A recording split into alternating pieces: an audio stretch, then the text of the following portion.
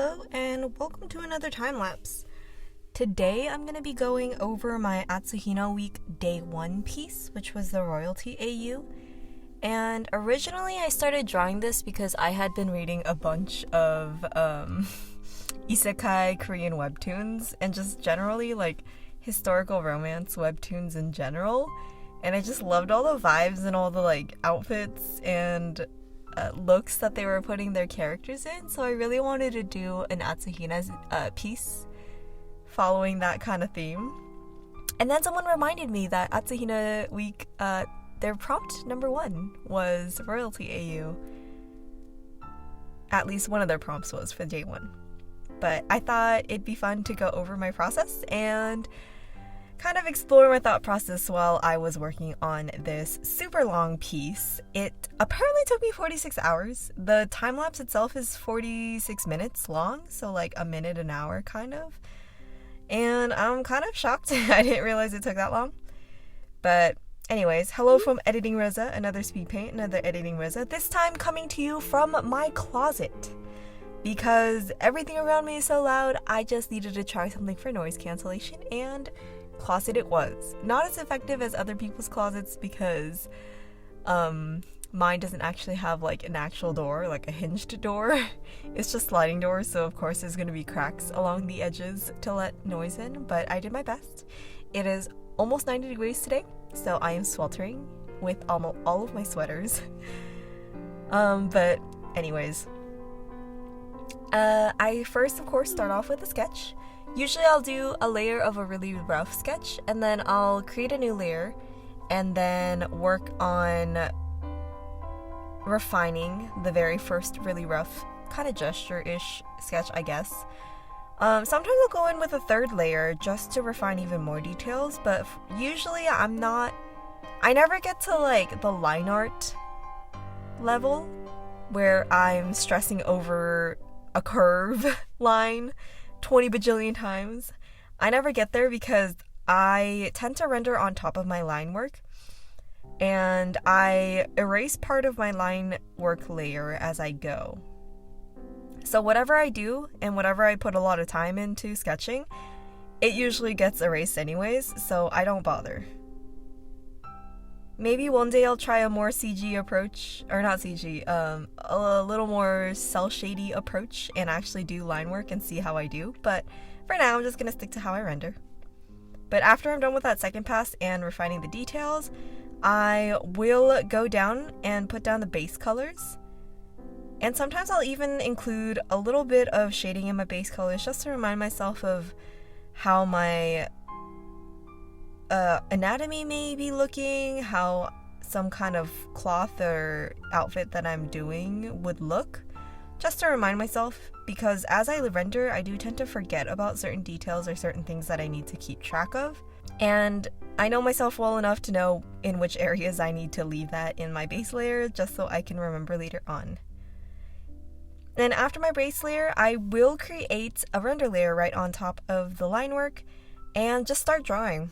I just start drawing and covering up my lines and working off of my rough colors. And for this one, originally I was going to keep the hair a little rougher and do a little more of a solid base look, but I ended up going in almost strand by strand.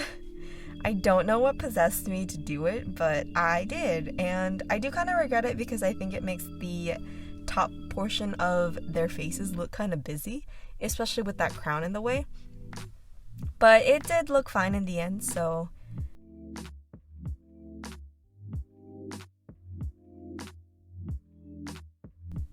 And usually when I'm doing detailing, I will just keep working on top of that base, or sorry, not base, but that layer that I created right above the line work. I do tend to work in minimal layers. Compared to a lot of people, I don't really like creating a lot of layers. I get sort of like OCD when I look at my layers window, so if I see a lot of layers open, I hate it. This piece I did have a lot of layers open. I had, the hair was on a different layer from the face. The crown, each sword, Hinata's hands were on a different layer. Atsumu's hands were on a different layer. Hinata's outfit was on a different layer, so his top, his cape, his pants and boots were on their own layer, like all of those together. And then Atsumu's top armor was on a different layer from his bottom armor. And I had a lot of layers for effects. This is the only piece I think where I use that many layers. Because usually even if I do have a lot of layers, I'll merge them down almost right away. Like for this piece, if I had worked as I usually do, as soon as I was done rendering my hair, I would just merge it down. But for this one, I didn't end up merging down all my rendering layers until the very end. Usually I merge them as soon as I'm done with that section. Even if I do end up going back, I know how to just paint over and redo enough where I'm comfortable merging down as soon as possible. And as you can see, I did want to try to give Hinata a little ponytail or something to indicate long hair, just because I just wanted it to fit that regal look, that royalty look, but I decided not to in the end.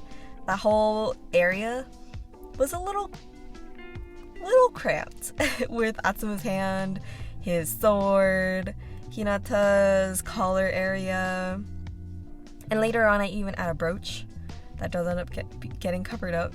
But yeah, that whole area was looking a little busy, so I decided not to add even more hair strands to it. I didn't really have an environment or even like an atmosphere or a color or light source in mind, so I did struggle a little when I was putting down the shadows for their faces and their like hands and swords and stuff, because I wasn't really sure if it was going to match up with what I did in the end for effects. But I just went with it because I figured, you know what, I can make it work. This isn't my first time going into a piece without any idea of how it's going to end, so I knew that if anything, I can just make it work in the end. And I do kind of regret that for this piece. If I could, I would go back and I would just have a plan in mind so that I can make everything look kind of cohesive. Because even in the end piece, I do think something was a little lacking, and that something I think is like a dynamic that could have been added with planned lighting and a planned environment. But alas, I did not have that planned, and I got what I got. And what I have is fine. I like how it ended up. I'm not too hung up over it, but I know it could have been better. Anyway, as you can see, I do just cover up line work as I go. I hate seeing it when I render, so I just always want to get rid of it as soon as possible.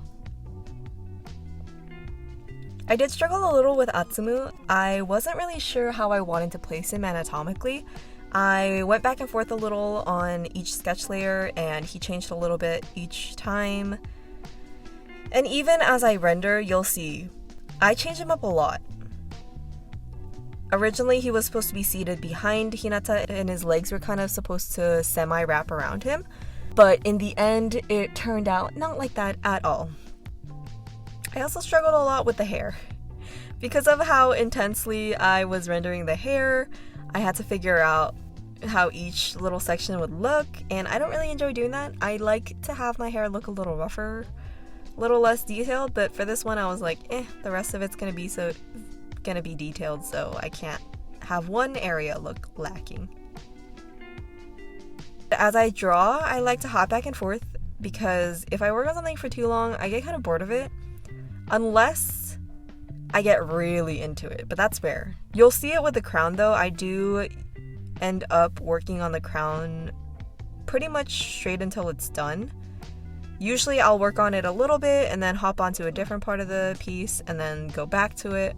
But for this piece, the crown was just all done in 1 or 2 sessions, but I didn't work on any other areas of the drawing in between. Something I noticed while I was doing this piece is I think my weakest areas for rendering faces are ears and noses. I still struggle, and I know I should do studies, but I'm so lazy. But yeah, just a little bit ago, you saw me trying to figure out, or at least start figuring out, how I might want to do lighting. I always had in the back of my head, even when I started this piece, without any concrete plans, I had the idea of backlit lighting. Some intense golden backlit lighting, which if you know my portfolio, you shouldn't be that surprised by. I feel like I do that warm orangey yellow backlit lighting technique so much. I do end up changing it though. I, at one point, try to put them in some kind of throne room where they're both sitting on the steps going up to some regal crown.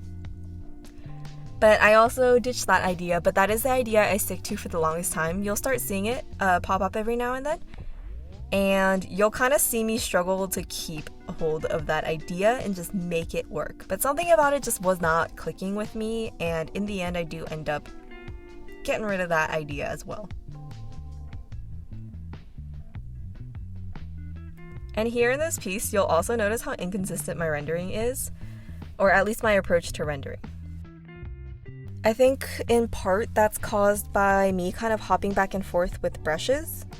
Usually I use the Jing Sketch paint brushes. I'll use the flat square rendering brush. But for this one, I was kind of hopping back and forth and trying out a lot of different ones. And I think that's what led to the difference between Atsuma's face looking a little more textured in terms of brushwork, and Hinata's, which looks a lot smoother.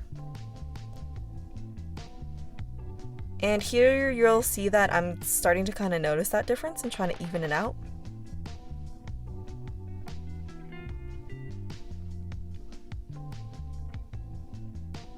And yeah, as I start working down from Hinata's face, I start covering up and kind of forgetting about Atsuma's hand that's supposed to be resting on his chin. So you'll see later on that I get really into detailing and rendering a brooch and like the cravat. Well, technically I don't think it's a cravat, I think it's like a jabot, I don't know, J-A-B-O-T. Like the ruffled colors. I start really getting into rendering those, completely forgetting that they're both going to be covered up by Atsuma's hand and Hinata's hand. So is my life. It happens to me all the time.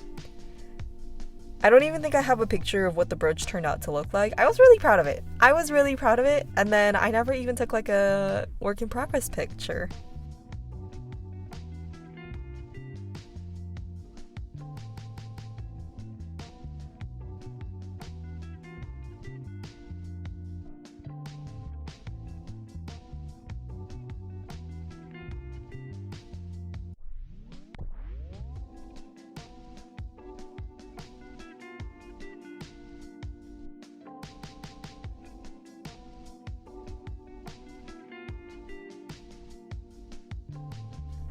Oh, here it is.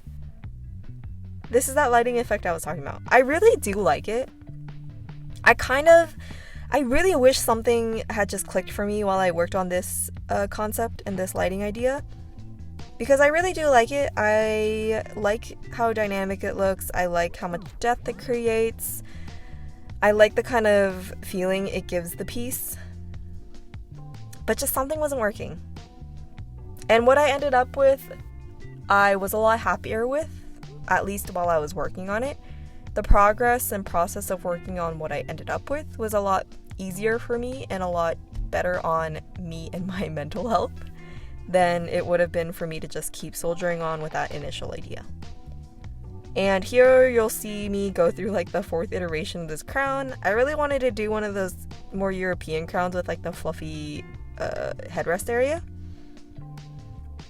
But in the end, I decided not to. And I found this really cool crown on Etsy, and I was looking at that one for reference.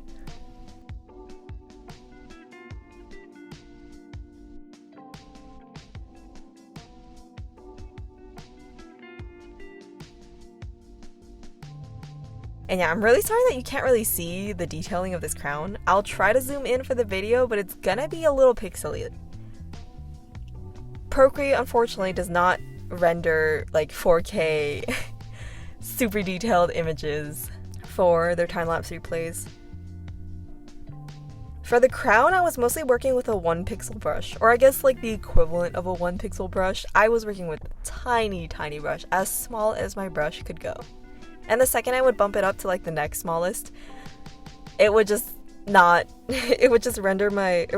ruin my rendering process. So I had to just keep going with that tiny brush. And the reference I was using, I originally had planned to try to make the little spiky areas different from the band area of the crown, because that's what my reference picture had. It was a different kind of material for the spikes than it was for the band. They were both gold, but you can tell that they had been put together and not necessarily crafted together. But I decided that I just like the homogeneous look of just incorporating those top portions into the middle band itself. And I just wanted to make it as shiny as possible. So yes, you are seeing that now. And for the crown portion, because I have tendonitis and I need to protect my wrist to some degree, I had my symmetry tool on the whole time. I had my symmetry line set kind of diagonally down the center of the crown. And I was dumb, and at some points I kept working, forgetting that I had symmetry on, and I would start working on these other layers and completely erasing parts from the other side. So I had to do a lot of copying, pasting, a lot of flipping and fixing that I wouldn't have had to do if I had just kept my symmetry in mind the whole time. I think at one point I even shifted my symmetry tool to another part of the crown, and forgetting that I could not save the symmetry location it was when I initially started working on the crown. So I had to kind of finagle it around and try to figure out what the perfect exact angle and placement of that line was. And I kind of never could find it out. So I just kind of figured it out as I went, trying to match it to the other side. It was rough. And while I'm working on the crown, I also work on kind of his hair in between, because I'm starting to realize that I need to figure out what parts of the crown are going to be showing, what parts of the crown are going to be hidden by his hair. So that's really the only thing I usually step off of the crown to work on for this whole time. Otherwise, it's straight crown work. And I'm kind of sick of saying the word crown. But yes.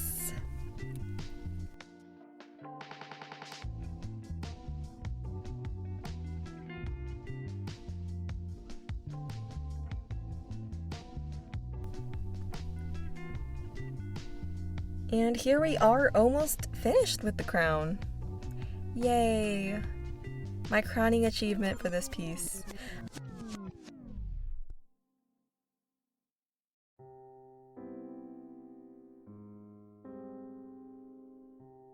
I'm kind of really sad because I end up kind of adjusting Hinata's face later on in the process. And I wish I hadn't. I really like how it looks right now. But I do adjust it. And that makes me sad. Oh, here's that aforementioned brooch. You'll see it being worked on, and then you will see it being covered.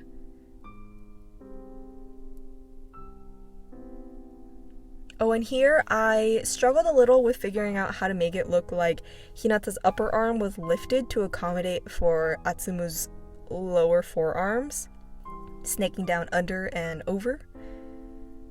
I think I did okay. I was just trying to figure out mostly how to make the shoulder look higher and then the other shoulder look lower, and then how to render the fabric so that it's kind of pinched around that snaking arm. And I'm really proud of the folds. I always have a best friendship with fabrics. I really like rendering them. I don't know what I'm doing. I will admit I have no idea what I'm doing when I'm rendering fabrics. But I think it always turns out looking alright. It looks passable to me. If you're a professional, please do not comment. Do not roast me. I think it looks alright, and I was really proud of how I rendered the fabrics. I really like doing cotton/linen sort of thicker fabrics that aren't very reflective. I also really like doing leathers. Anything else that's kind of translucent, I hate. I can't handle lace or mesh. I'm also really proud of how I rendered the collar. Everything gets covered up, so I'm just kind of salty about that, but I did my best.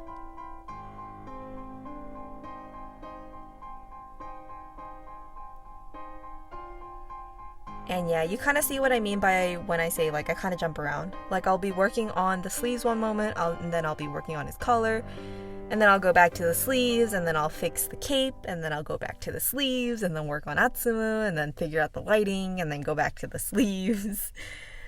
I just can't stick to one thing. Unless it's something like gold filigree, where I know that if I start working on something else, I'm gonna lose that kind of groove that I got into with the gold filigree. So I just work it out.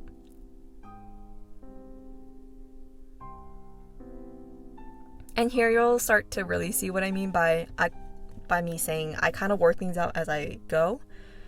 Because originally I did not have a very intense cape thing going for Atsumu, but then I was like, I want to cover up the legs so I don't have to figure it out. That's another secret. A lot of my things I do just to make other things easier for me. Like I didn't want to figure out Atsumu's hip and thigh placement, because if you see the whole piece, I did kind of make his legs look really long and unnatural, and his anatomy kind of doesn't make sense in his original pose. Like, look at that back leg. Like, what the heck? Why is that thigh area so giant? Who knows?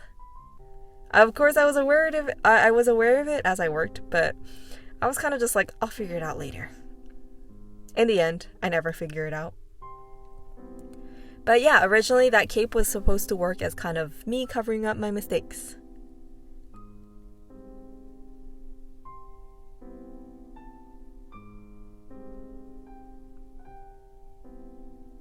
And at first I was really dedicated to working in that red color, that bright royal red color. But I really leaned more towards that navy blue that I put on Hinata as I went on. And I'm really glad I did. I like it a lot better than the red. Maybe the red would have made their lower body stand out a little more because it's a lot more bright, and it would help their dark pants and boots stand out. But once again, it was a lot easier for my wrist to just have that navy blue hide everything and move on. But it didn't really hide anything because I did render a lot on their lower bodies. And at first I was going to keep that collar really simple, but I decided I wanted to add decorative elements, because why not? Hinata's supposed to be a young prince. He's not as fancy as I could have made him, sure, but he's as fancy as my art brain could handle at the moment.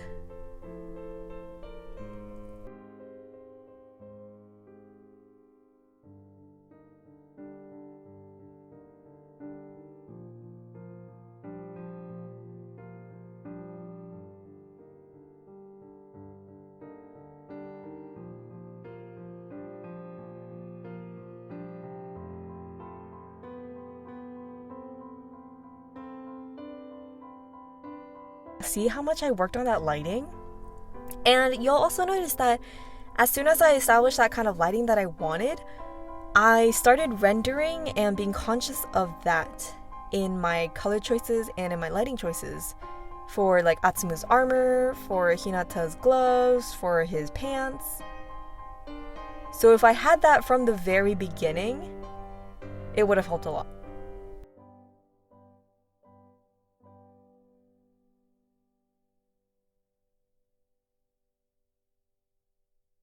And here we go. I am still working on things that I forget are going to be covered up. Unnecessary work. It was good practice though. But for the most part, this is me trying to avoid the thought of working on the swords and avoid the thought of figuring out Atsumu's anatomy. Because as you can see, I have realized that the cape is not working for me.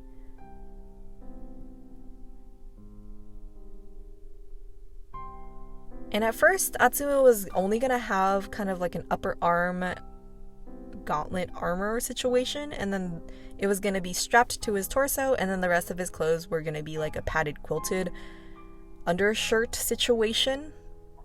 I guess it wouldn't be an undershirt. I don't know what the technical term is, but just whatever clothes that you wear under the armor. But it's not an undershirt, because it's like a thicker material.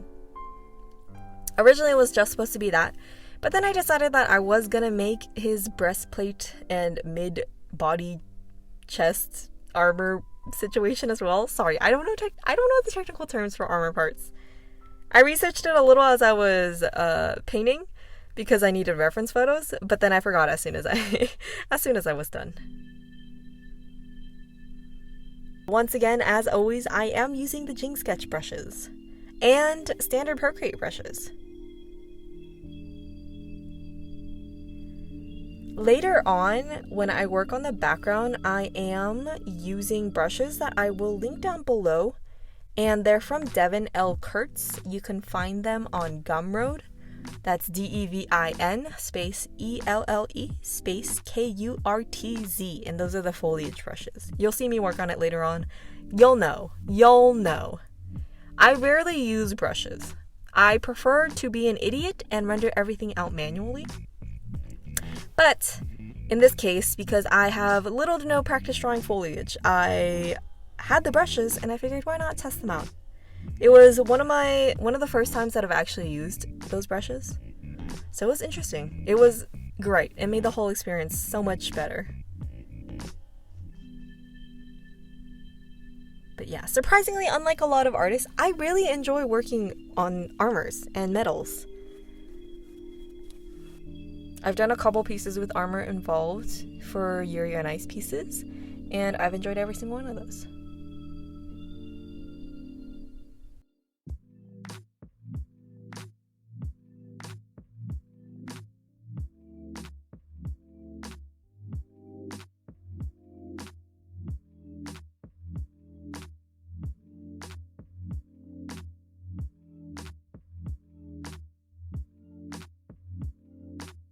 I do end up taking away that chainmail. I add it back on later on, but I don't like how I'm rendering it here.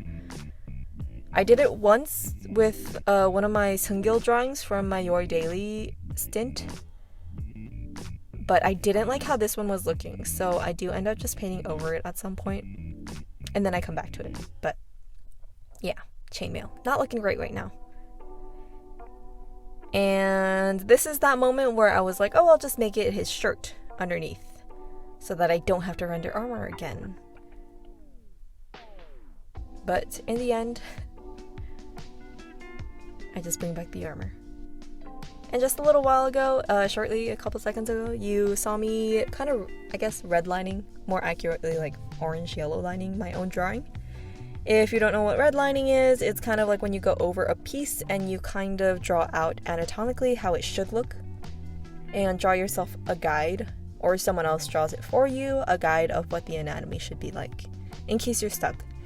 A word of advice for artists: do not redline another artist's work unless they ask for it. Do not critique another artist's work, period, unless they ask for it.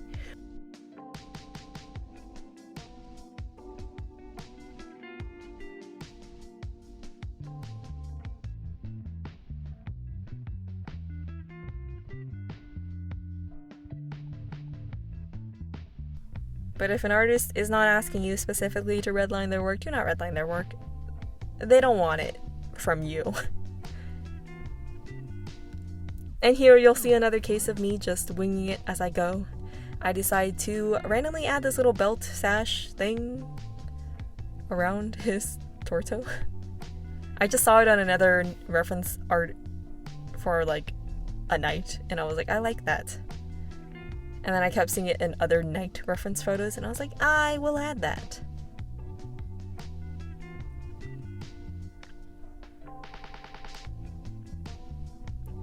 I'm sure a bunch of concept artists who work with armor pretty regularly will scoff at my armor, but I'm quite proud of it. I am a hobby artist once again. Do not critique me. I'm trying my best with my self-taught ways.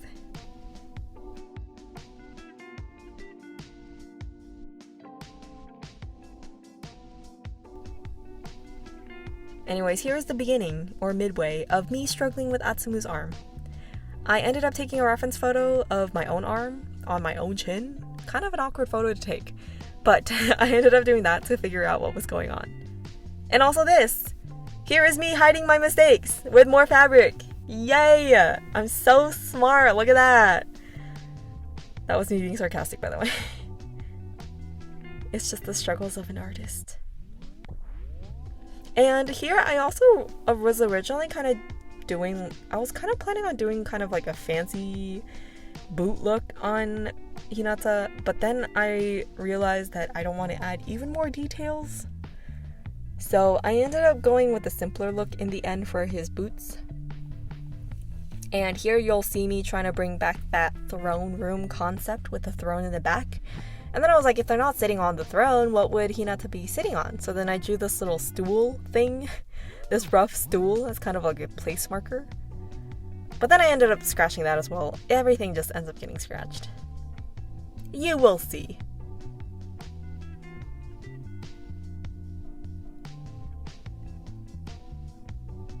I think around when I draped this fabric over Atsuma's leg is about the time I started getting really done with this piece. I, at this point, was just like, I just want to finish this piece. I have lost all of my ambition. I was gonna make this crazy more detailed than it is, and as it ends up. But I decided not to because I just wanted to get this over with. At this point, I just wanted to save this file, finally export my time-lapse, just be done with it, never have to look at it again until I post it. So that's where I am mentally at this point. And this took place over a couple of days. Of course, you'll never know by this time lapse, but I was definitely working on this for longer than a couple of weeks. I was, of course, working on this on and off. I never really had a full day where I can just sit down and focus and just work on it for a couple hours at a time. So at most, I ended up working on this piece maybe like 4 hours tops a day. Like every other day, maybe. There was a point where I just let it sit for like a week, where I didn't even want to look at it. And here you'll see me start struggling with gold filigree again. I don't know the technical terms for different types of swords. I did know that I wanted Atsuma's sword to be a long sword, compared to Hinata's more ceremonial kind of decorative sword. And I do kind of regret how small I made Atsuma's hilt, or I guess handles, I don't know what they're called. The parts that stick out of the sword hilt that look like bike handles. I made that part kind of slim, especially for a long sword. And I think I even made the blade a little slim for a long sword. Of course, I'm no sword expert, so maybe there are swords like that exist, but I do not know them. And looking at my reference picture again, I did kind of drop the ball on that one. And I struggled a lot with planning out Hinata's sword as well. I kind of jumbled up a bunch of references, and then I kind of went off the cuff. For the references, I used mostly just this one sword that had those lion heads at the end of their handles. For the rest of it, I just kind of made it up as I went. There was another sword that had golden rope kind of winding down the handle, and I worked a little bit of that in as well, but I did not have the patience to render rope, so it kind of turned out to be like these bands of ivy. Of course, you can't really see that in this time lapse because it is all just pixels, but it happened.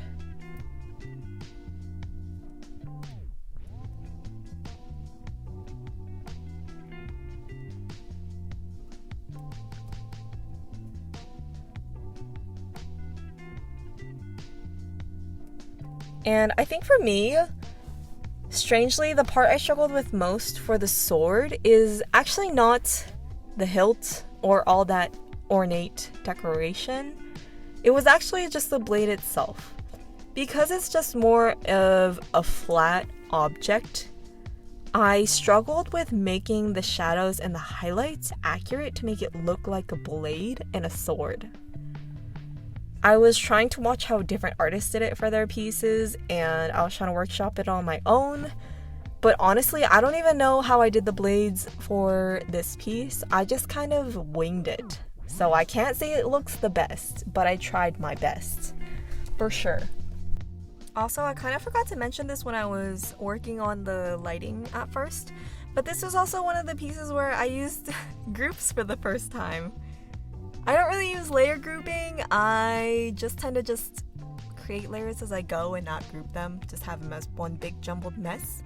But I did group them this time. I had a group for my sketch layers, which was all the way at the bottom, and honestly the visibility was turned off pretty much as soon as I was done with it.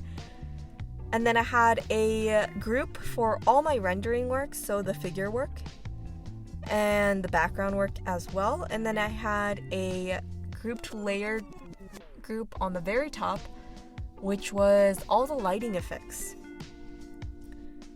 And in terms of lighting effects, I tend to stick to using the add layer modification, layer effect, I don't know.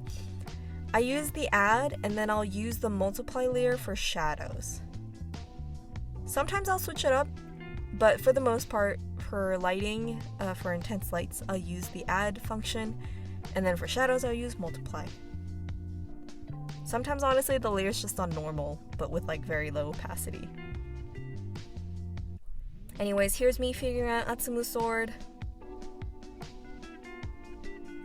I also realized in a bit that the angle I had Atsumu holding his sword at was kind of awkward and I didn't really like it. And so I kind of tried to play with that, fix it up a little bit by rotating it here and there and moving it. And ultimately, I decided to move the sword behind Hinata's arm and behind his own sword. When the sword was in front, it definitely gave it more of like that protective knight, like kind of stay away vibe, which was initially what I wanted when I was sketching this piece out. But as I rendered, I was just starting to realize that all the details are really centered around that upper right-hand corner. And everything looked kind of closed off. And by moving Atsumu's sword behind Hinata's, I don't know, I think it kind of opened up the piece a little. It might not have for other people, but it did for me. In my heart.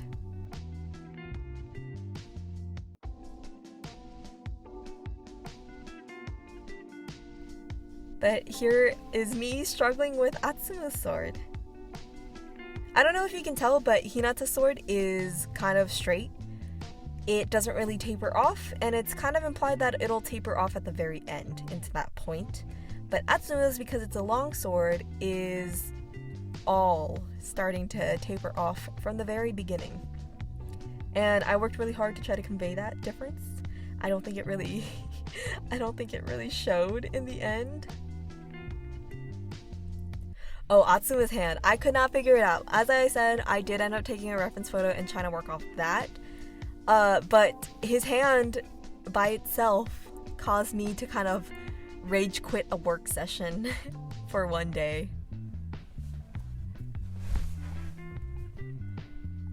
I was streaming it on Discord and my buddies heard me rage quit over his hand and complain about it a lot.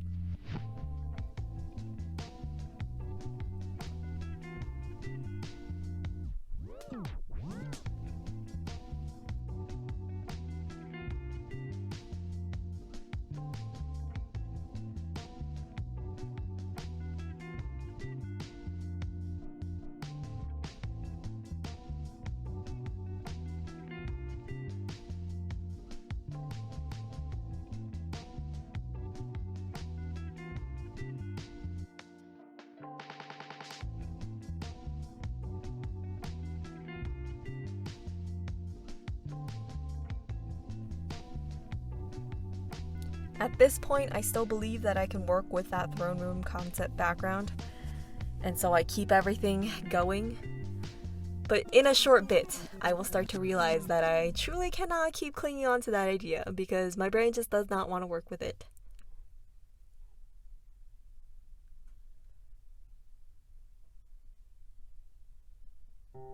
I think the best parts of this drawing for me, work-wise, the parts I had the most fun with are definitely Hinata's sleeves and honestly his gloves. I had fun rendering his gloves. I hated it at first when I was trying to figure everything out, but I really do end up liking how it ended up. I'm not too angry about it. Oh, and see, I did add some distressing for Atsuma's blade because I wanted to show that little tiny difference of the fact that Atsumu does use his blade, but Hinata's, the one he's holding at least in this drawing, is a more ceremonial blade. Of course, headcanon, AU, he would also have a battle-ready sword, and I imagine that Hinata using it is one of the reasons Atsumu dedicated himself to becoming his sword in the future. But for this one, I just wanted to make that difference clear. That Hinata is a prince and Atsumu is a knight. Atsumu is his knight. But yeah, also as you can see, when I'm done with an area, I'm never quite done. I'll move on from it and focus on a different area, but I always come back to different things. Because I always see things later on that I'm just like, yeah, this could be a little more so-and-so. This could be a little less so-and-so. So I'll always be hopping around my piece, working on different parts. I'm never quite satisfied, even when I'm finished. When I'm finished, it's more of a, I can't stand working on this piece anymore. Then it is a, yes, I think this piece is perfect. Oh, here you see, this is when I realized maybe I don't want to do that throne room background. And I try to incorporate a little more simple background. This one I also end up ditching because I realized that I don't want to refigure out the lighting, even though it is a little easier than what I had. I went through a lot of different ideas of what to do with the background.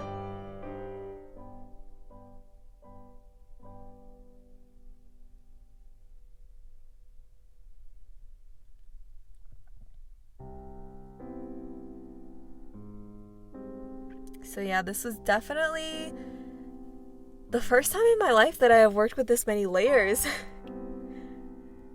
Whenever I see other artists working with a ton of layers, I'm always amazed. I can't keep myself organized enough and on top of it enough to do that. I even named my layers this time. Do you know how sparingly that ever happens in my life? And even so, sometimes when I do name my layers, I'll usually name one layer out of like 3.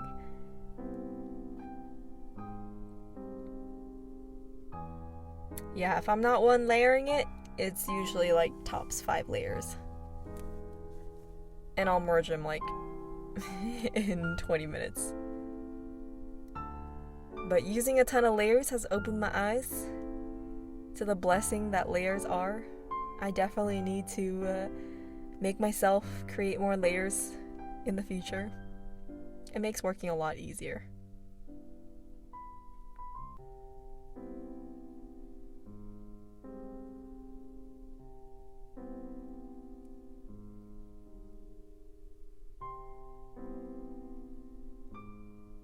The rest of this drawing is just me trying to figure out the background.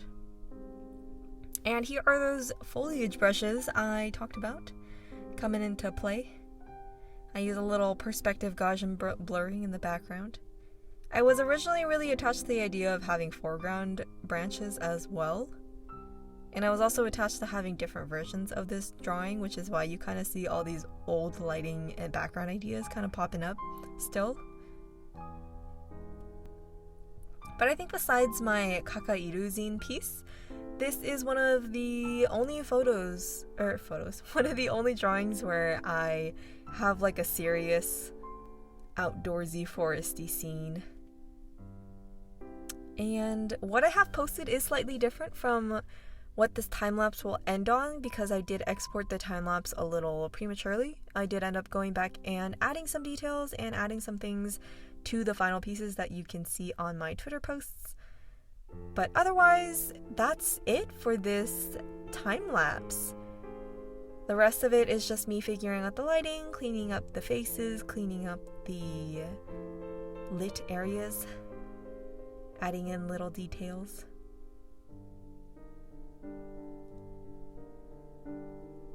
I'm quite proud of how this piece ended up. I also did a more simple, more graphic version of it just because I wanted to see what it looked like, and I ended up liking it enough to post it alongside the forest scene. So you'll see that as well. And this is one of the reasons why I was like, oh, having all these layers is so nice, is because I can easily go back and do different versions. Whereas before, my background would be like merged into my rendering, so I can't really do that. Or I can, it would just take me like twice as long, 3 times as long. But yeah, hope you guys enjoyed watching. Let me know if you have any questions for my process. I just kind of tend to ramble as I do these voiceovers. I don't know if they're actually relevant or if they help anyone. It's just my rambling. But if you do have any questions, let me know. I can try to answer them in the next time lapse, whenever that will be. I took quite of a break in between my last ones. But I'll try to keep more time lapses coming. I have a lot of fun making them. I like doing these voiceovers. I just get to ramble. This one was a super long one, so it was kind of tiring. And hopefully I won't have to record this again because this is my 3rd time recording this time-lapse voiceover, which means I have dedicated about 2 hours of my life to trying to get this voiceover down. And each time it's different, and each time I forget things, and each time I wish I said something else. But this is what you guys are getting. I'm quite tired of watching this time-lapse. Go check out the rest of the Atsuhina week pieces from all the other artists. They're all beautiful, talented, stunning. And I'll see you guys next time. Bye.